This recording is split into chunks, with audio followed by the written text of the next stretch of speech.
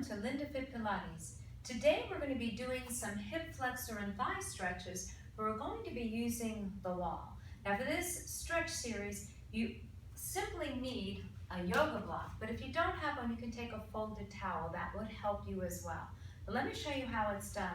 Now if you saw my first hip flexor stretch series, which required balance and stability, bringing us into the classic hip flexor stretch position, you're going to enjoy this stretch because we have the support of a wall. So watch. I'm going to come to my wall and I'm going to bring my right foot, my toes, right against the wall. Then I'm going to bend my knee and I simply place a block between my knee and the wall. So the center of the block is right against my knee, and as my knee pushes forward against the block, the wall and block push back. That's going to give me my stability. Then I can take my fingers, and if you don't mind gently pressing your fingers against your own wall, you can push into the wall for support. Now as you can see, I drive my left foot back, and it's much easier to bring my left leg back because I have the wall supporting me as well as my shoulders. So I have a straight knee. The thigh again is turned in a little bit, maximizing the stretch for my psoas, my hip flexors. Remember, if you're tight, your thigh is going to want to turn out. So again, we get that thigh parallel, heel to the floor. Next, I want to zip my abdominals in and up from my pelvic floor up to my bottom ribs. And I feel my tailbone going straight down and tucking in a little bit. This will ensure that my pelvis isn't tipping forward and my lower back isn't hyperextending.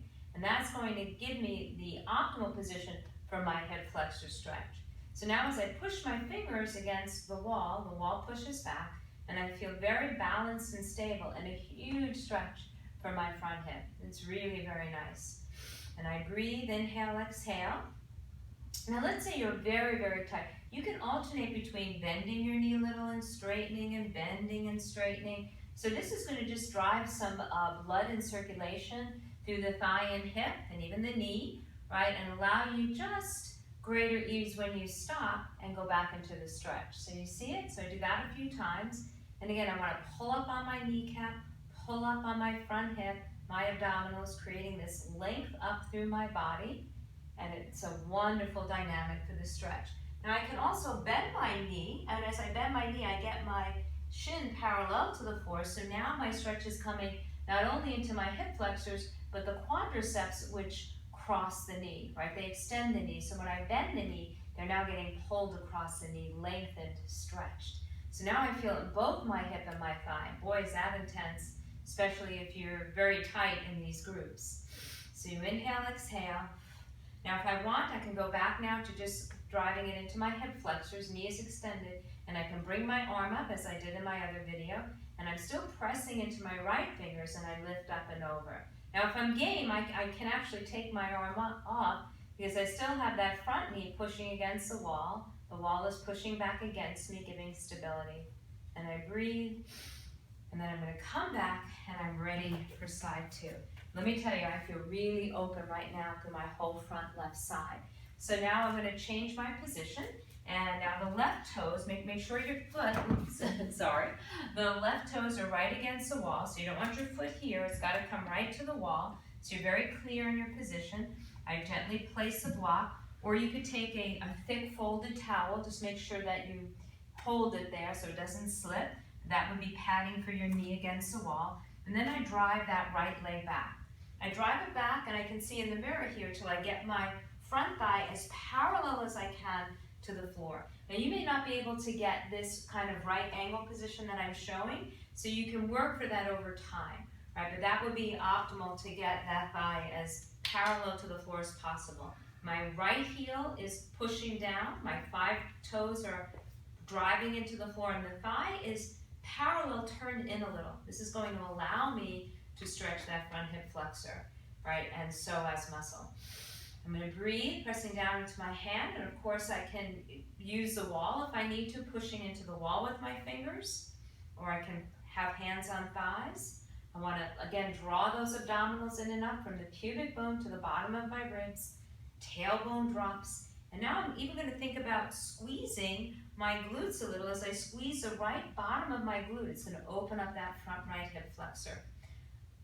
I'm breathing. I'm going to show again by putting my foot down and allowing the thigh to turn out, I can change the position a little bit in my hip joint. And now my TFL, which is also a hip flexor and a hip abductor, meaning it moves it out to the side, and now that's getting the stretch.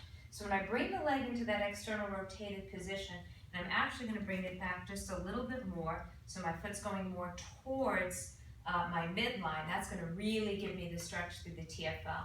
So this is another muscle that gets really tight on us if you run or cycle. So if you want to spend a couple of moments here, again, hands on the wall, with the thigh turning out, the foot heel driving into the floor, you're going to feel this side front hip muscle releasing, right? And it's another great stretch. So you can get several things accomplished here. Now I'm going to go back to my parallel position, and I'm going to show the one now where I come down, bending the knee, right? And now I'm getting my front psoas and my thigh muscles, my quadricep muscles. Remember, quadricep muscles extend the knee, and only one crosses the hip, also becoming a hip flexor. So you see, you get a little anatomy lesson with me here, and breathe. But it's important to know what we're stretching, right? Because then we can focus better on those things that are getting in our way in our workouts. I can bring my arms up. I'm going to lift up and over, creating that lateral stretch now. I'm going to go back to extending my knee, right? And remember, you can play around with straightening the knee, and then maybe coming down into that right angle, bending the knee, getting a little of the hip flexors and the quads simultaneously. And breathe. Take another breath here, pushing against the wall. Then I'm going to slowly walk myself in. Whew.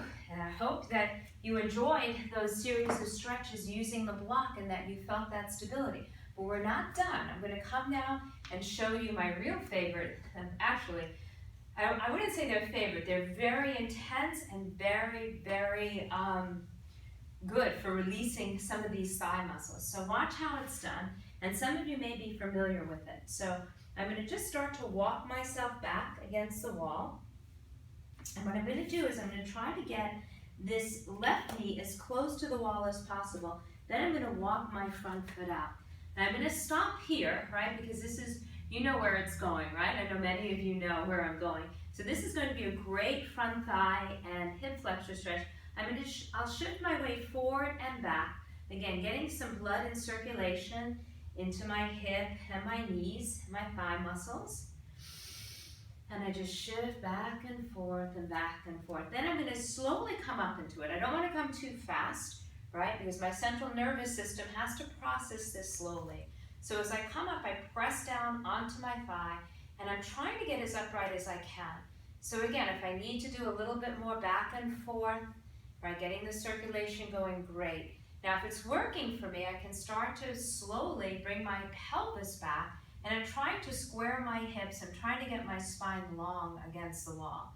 And this side is hard for me because I injured this hip this year, so I have to be very careful about not overstretching. So I'm breathing here, and you can see the front thigh, the muscles that cross the hip and the knee are getting elongated, right? They're getting stretched. So if I'm tight, my body's not going to want to be upright. It's going to want to be here. And a lot of you are going to find that you can't come past here. So even if you come up to about here and you breathe, and then you bring your hand down and you play around somewhere in the range over here, it's going to be fine. And then over time, you'll find that as the muscle opens, it will let you in, and you'll be able to lengthen and be up here. Now you can double your mat, right? You can put a towel, you can put a thick pad underneath your knee. Unfortunately, I don't have anything to show here today, but you could certainly do that to pad your knee. And I'm breathing. Then of course I have to have the bells and whistles for those who can. You're gonna try to slide your spine and arms up the wall, lengthening through your fingers, and I push down into my right foot, right? And I lift up through my spine, right? Nice and tall, breathing. I lift my navel. I think of my tailbone long, my fingers reaching up. Of course, my shoulders are relaxed. Then I'm going to slowly walk myself forward. Woo! And you may have second thoughts about the other side, but I'm telling you, this is one of the best thigh stretches I know. And you're going to slowly walk your knee back. And we're going to come up on the other leg. And again, we're trying really to establish a right angle because it's a good position for the knee and ankle joints. It's very stable. And again, we'll show the slide forward, back and forth. And I'm breathing, pressing through my finger pads. And then maybe I see if I can come up here and I see how it feels right about here. So I'm not all the way up and I'm not back to the wall, but I'm allowing my central nervous system, my muscle, to take it in, to release. And if I remain calm and I breathe deeply, my central nervous system will tend to relax more. If I go fast and I move too quickly, my muscle's going to seize up. It's going to reflexively react. We don't want that to happen. So now I think this is working. I'm going to slowly start to move my way back against the wall. And again, I'm trying to square my hips, so I think I can actually move this foot in a little so I can get my left hip back. And this is my more open side, so this I can feel that my hips are coming more easily to the wall. And I do practice this stretch, which is why you may think, how can she do that so well? I practice it. Anything you practice becomes easier over time. So I certainly don't want to act like this is, the first day I've done this stretch. I do this regularly, and I find it keeps my thighs so open.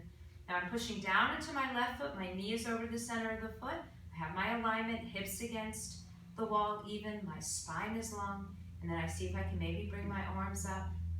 And as my arms go up, I feel like my spine is sliding up the wall, my tailbone is dropping, my navel's in, I keep my ribs soft in the front. All those same cues you hear in all my Pilates workouts, right? It's the same body, the same alignment, right? It all works the same, even when we stretch.